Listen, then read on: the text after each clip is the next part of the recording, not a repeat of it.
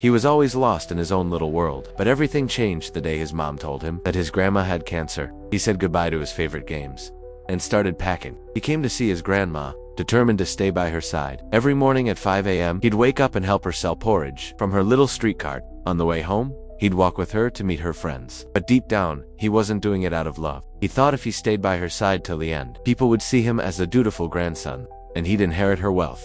When he got to her house, he secretly took pictures of every corner, pretending it was just for fun. But once he realized the house was worth hundreds of thousands, he started dreaming of a rich future. He thought luxury was just around the corner. One day, Grandma dressed in her best clothes and sat by the door, waiting. That day, the whole family was coming. Seeing her smile, Mike for the first time realized he might not have much time left with her. But at the temple later that day, he noticed his uncle's family. They didn't even wait for Grandma. Her shoes were hurting her feet, but she refused to change them. They were a gift from the child she loved most. Mike saw his uncle's family praying, but no one prayed for Grandma. He felt angry, thinking they were all pretending to care, just for her inheritance. But Grandma only smiled and said, "Weren't you the same? I knew everything from the start." Mike felt ashamed. As her treatment went on, her condition worsened. Mike tried smiling for pictures with her, but Grandma quietly gathered her falling hair. She didn't want to end up shaving her head completely. Mike's heart broke, but he stayed silent. Grandma hated wasting food, and since she couldn't finish her meals alone, she was grateful Mike was there. Slowly,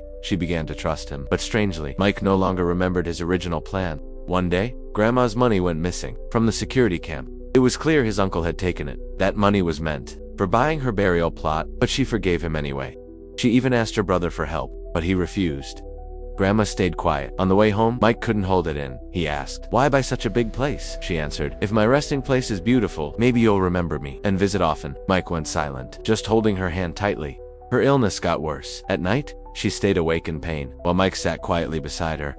But eventually, Grandma decided to leave the house to her child, not Mike. Mike couldn't accept it. He stormed in and shouted, "Didn't I take good care of you? Why not me?" Then, he left in anger, leaving Grandma crying alone. Days passed. Grandma lived alone. No one came to visit. Through the cameras, Mike saw her. The place grew silent. Mike felt guilty. When he learned she was taken to a nursing home, he rushed there and brought her back. Grandma gave him a weak smile and nodded. In her final days, Mike stayed by her side, until the moment she left forever. At the funeral, Mike got a call. It turned out Grandma had left him hundreds of thousands, because once, Mike promised, "When I grow up, I'll buy you a big house worth millions." And with that money, Mike kept his word. He gave her the most beautiful resting place. And in Mike's heart, Grandma would always be number one.